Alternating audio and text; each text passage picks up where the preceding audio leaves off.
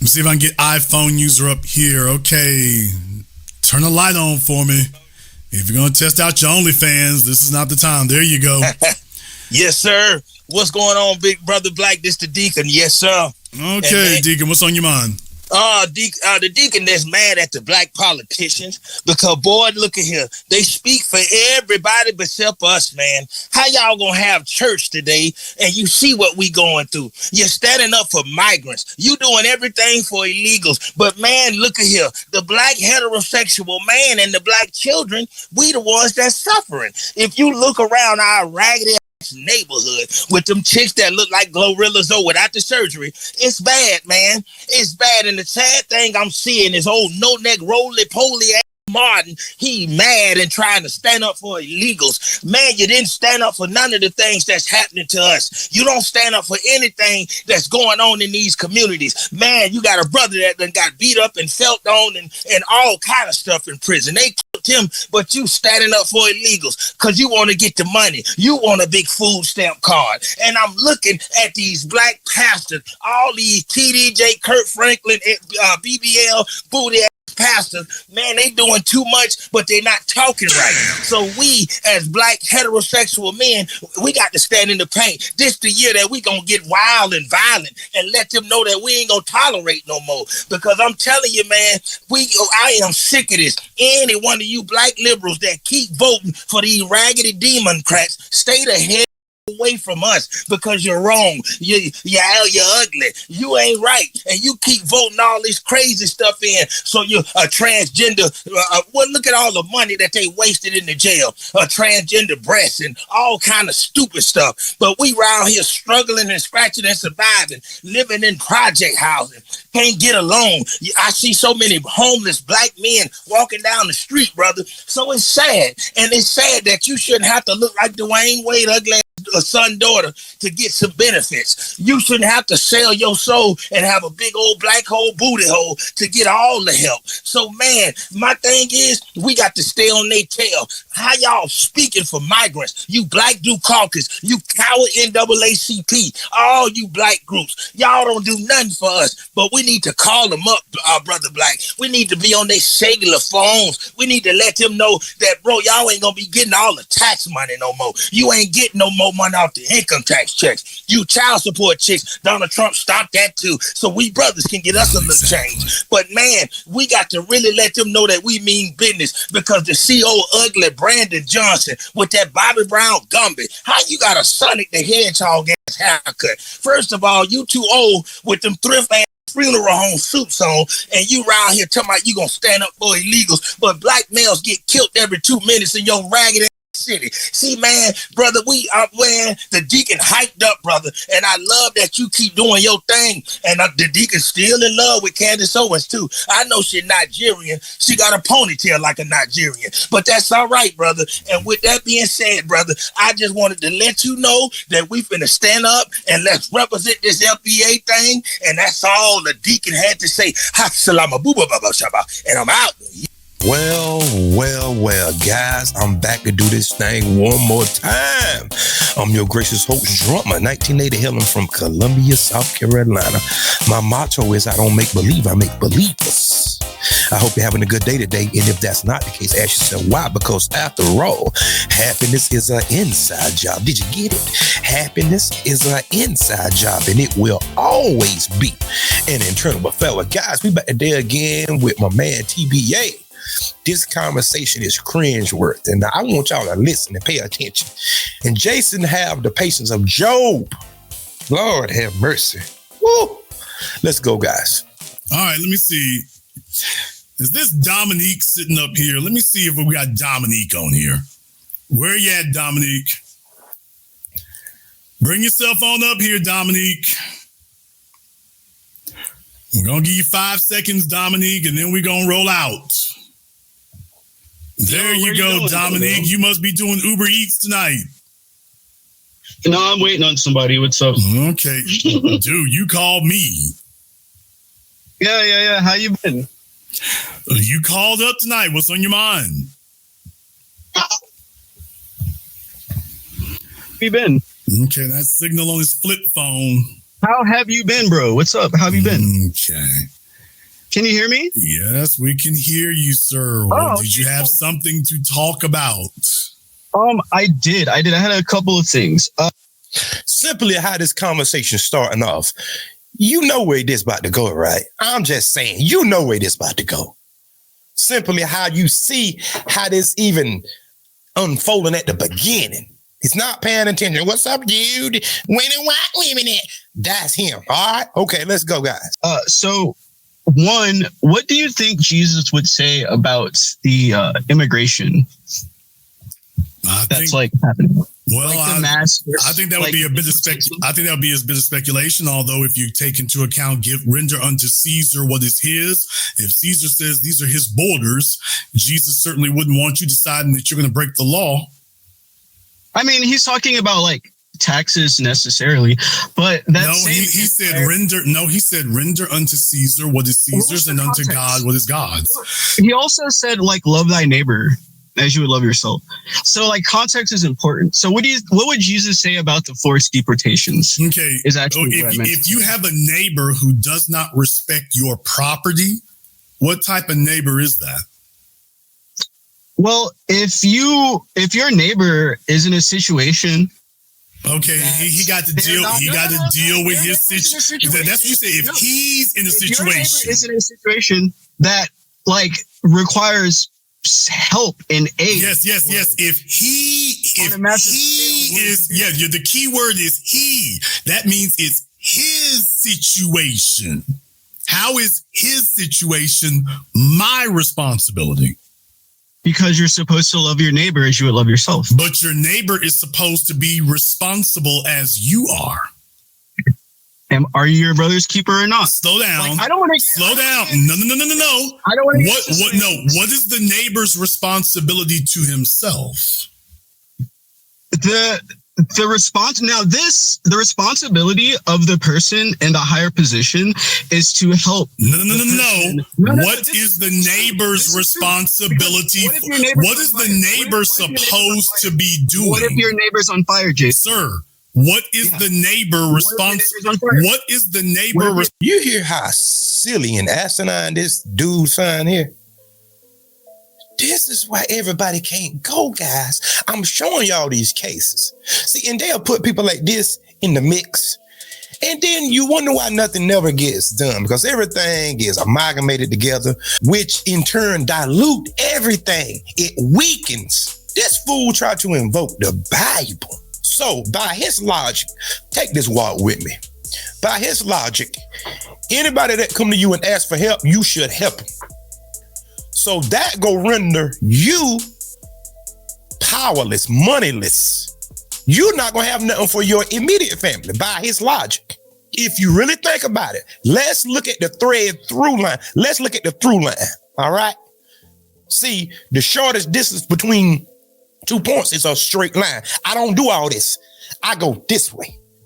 By his logic, you should help your neighbor whatever they ask for. And that's stupid to the umpteenth degree, right? Every time my neighbor wants something doesn't mean that I have to help them, especially whenever they breaking the law. In this instance, we talking about illegal immigrants. You are illegal. If you don't understand the definition, Google it then. If you're that slow, Google the definition of illegal. Don't be trying to invoke the Bible whenever it's in your favor. Invoke all of it if you're going to invoke some of it. Do you understand that? Invoke all of it. Don't try to cherry pick, because now you're starting to do like the white supremacy do. Oh, God, did I just say, you heard me? Now you begin to sound like the white supremacists, cherry picking stuff. You hear what you want to hear. No, if you go invoke it, let's invoke it then. If you're not practicing, you shouldn't invoke it. Leave it alone. You don't even have to believe in it. I don't argue about religion, but if you bring it up now, let's talk about it, all right? But guys, don't be fooled. Do not let these people use the Bible as a tool to whip you across the head whenever it's convenient for them. That's all that I'm saying. And this guy here is literally taking it out of context. You breaking the law and you here, you need to be deported back whence she came from. And I stand on that 100%. Responsible for doing for himself. What if your neighbor is on fire, Jason? Dominique, if you ignore the question again, you're out of here. What is the neighbor's responsibility to himself? What is he responsible for on his own? To help himself, his family, and like all of those that he can in accordance with God's will. Oh, okay. Yes. So in other words, he's supposed to take care of that. Now, if my neighbor willfully ignores his response, what should we do if our neighbor is willfully ignoring his responsibilities? What is the responsibility? The first thing is that responsibility? You asked a question. Is that responsibility the same for every person? Melania Trump, was that responsibility? Like, was her responsibility for becoming a rightful citizen? Elon Musk, who is actually an illegal alien because he snuck in on a student visa, actually, when he came to this country. Right? These people. Yes, and that means that because they did that, yes, they are subject and eligible to the consequences of the law. They're not, and that's the problem. They're not. No, because our didn't say that they're not. Isn't fair. Because life isn't fair. Okay, but you're trying to make an argument about fairness that doesn't change. That does not change the law. Well, once upon a time, it was lawful to own people. Right? What about that? Huh? It was lawful in God's will to own people once upon a time. Okay, so what does that tell you? Use the Bible. So what does that tell you, Dominique? If you don't like the law, then you need to change the law. That's what you just articulated. No, see, guys, the telltale sign of a person that just want to be disruptive or either a agent provocateur, they don't want to listen to anything that you have to say. This dude clearly asked a question. Then when Jason began to answer the question, he talked over him or either jumped to something else. Notice that. That's very feminine, in my humble opinion. He don't have no emotional intelligence. When someone's speaking and trying to answer a question, listen. See, but you don't want to listen because you don't want to hear the answer. No way. You just want to run with a narrative. That's all it is. Now, getting back on this God thing. Yes, the Bible talks about slavery. But it said, love your slaves like a brother. Treat your slave like a brother. Not beat him. Not whip him over the head. Not take everything he have. As a matter of fact, we all are slaves to something. See, but what they did is took that and turn it into chattel slavery. See, this is why I don't deal with people much whenever it comes to the Bible, because people don't know what they're talking about. The Bible tells you to treat your slaves like a brother. See, but people can't get over the word slave. I'm a slave now because I owe a mortgage on a house. You a slave to those people because you owe them. You are in a debt. I have a car payment. I'm a slave to that. See, but what people are trying to mesh and amalgamate together is chattel slavery. The Bible never told you to go strip your slaves down, take everything they have, their language, their customs, take everything from them. The Bible never told you that you should sexually violate your slaves, the children, maim them, cut body parts off, use them as gator bait, use them as experiments, do all these egregious acts to them. The Bible never told you to do that. See, you have to understand the language, guys. The Bible never said that. If it is, show it to me. I need to see it. These people took that and made it into chattel slavery. And that's why most black people talk about, well, the white man, you don't understand. You just don't understand. That's why I don't even waste my time arguing with people. Let them argue and toy with themselves. All right? But as far as me arguing with them, see, I know the Bible. I understand the context because I want to understand. So I look at it from a historical context. and I examine the text. See, the Bible says, obey your master. See, and then you have the people that don't want to do right in the first place. See, look, the white man wrote this shit. Because they don't want to do right from the get-go. That's why I don't argue with them. I let them do what they want to do, say what they want to say. Go ahead. Do what you do, brother. But this working for me, and it's working well, too, may I add. All right? But guys, don't be fooled by people that want to cherry pick. I told y'all.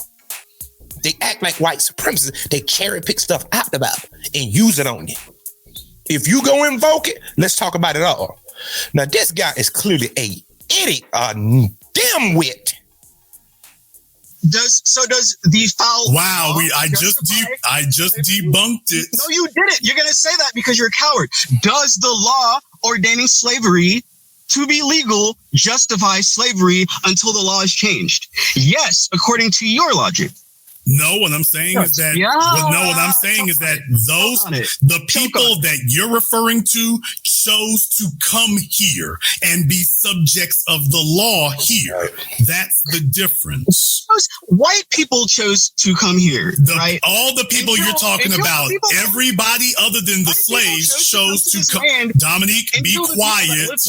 All the folk, the only people who didn't choose to come here were the foundationals. Everybody else has chosen to come here, which means that they need to honor the laws of the place that they came as a guest. So we should uphold the law of the people that brought us here against our will. If you're asking, asking to come there, you're requesting to come there. Yeah, you're requesting to come there.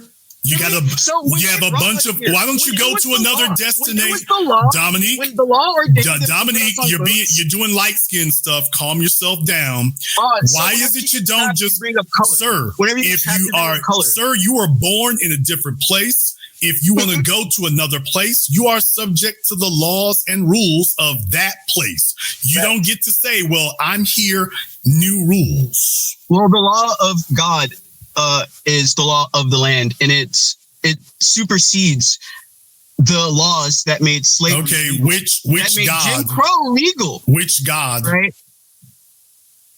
Come on, the black people's God, Jason. What are you doing? Who is the black? No, I don't know what you're talking about. You know what I'm talking about. Who's the black people's God? Who's that? Oh, now we're gonna do this because you just said God is the law of the land. Which one? I'm gonna say whites look down on brown people. Okay, Dominique, you're going to be quiet. What you're going to do is tell us all who is the black God that you're referring to. Say his name. I mean, the name of God is not in like a language. You know that, right? Okay, like in the Bible, in the Quran, in the Talmud, the name is all over the place, sir. Jesus is not. In Hinduism. The real name of the guy. Okay, who is the one you're referring to? The guy that made there you go. The guy from the Bible. There you go. The person from the Bible. What's the person from the Bible. There you go. Tell me God's name. Go ahead. Tell me God's name. You're the one. No, you're the one who says the law of the land. I'm saying whichever one you're referring to. You know what I'm talking. Yeah. There you go. Did you talk about Trump's upending civil rights, like that whole thing that he did? Dude, civil rights was upended decades ago. First of all, it was never fully implemented. Second of all, it was upended decades ago. You're slow. On January 21st. Dude, what are you talking? Yeah, January 21st, 1969. That's when it was upended. It's crazy and important. You're not reading anything on my program. You're not hosting anything. I'm hosting. And what's the Nasheed touch? Okay, Dominique kind of gets on some drugs, and that's the case right there. You know, Dominique, I wanted everybody to see here that, by the way, light-skinned folk from Canada, just in case y'all thought all the crazies were down here in the States. No, it's the light-skinned dudes in Canada. So, yeah. Yes, you should obey the law until things change. Yes. I'm telling you from this microphone. Yes. Absolutely. 100% hands down, without a shadow of a doubt. Guys, you telling me I got to lock arms with him? Harriet Tubman would have shot him. Yeah. Harriet Tubman would have shot him. Drummer probably all right, guys, but tell me what y'all think in the comment section. Guys, listen at me. Everybody is not gonna make it, right? You need to avoid people like this, like the Justinian plague, all right? The blue bonnet plague, the black death, all right? You need to avoid them. Now, Jason and Tariq do these showings because I know that they use this as a tool of learning, all right? And that's fine because our people need to see how to deal with them, all right? Simply because some of us still fall for the trick. Oh, we got to try to save them. Nuh-uh, we ain't saving nobody. If somebody kicking and screaming and throwing up grass and dust flying everywhere, you think I'm gonna waste my time trying to save them? No. Even the Bible says save yourself. God almighty, did you hear me? The Bible even says save yourself. Don't worry about nobody. Save yourself first. And then you can help somebody else. You understand that? If I'm on fire, since he asked about his neighbor being on fire, I don't want another direction because it clicked on me. Since I'm on fire and you on fire, guess what? I'm going to save myself first. And then after I out my fire, then I can proceed to help you. But you telling me to continue to burn while I go over here and try to dash some water on you, it's never going to happen. It's called self-preservation, okay? If we are in a plane and for some reason we start dropping altitude, all right, and the mask come down, I'm not going to run to you and say, well, I need to help everybody else first. I'm going to put my mask on, okay? All right? But until next time, guys, peace. And remember, there is more.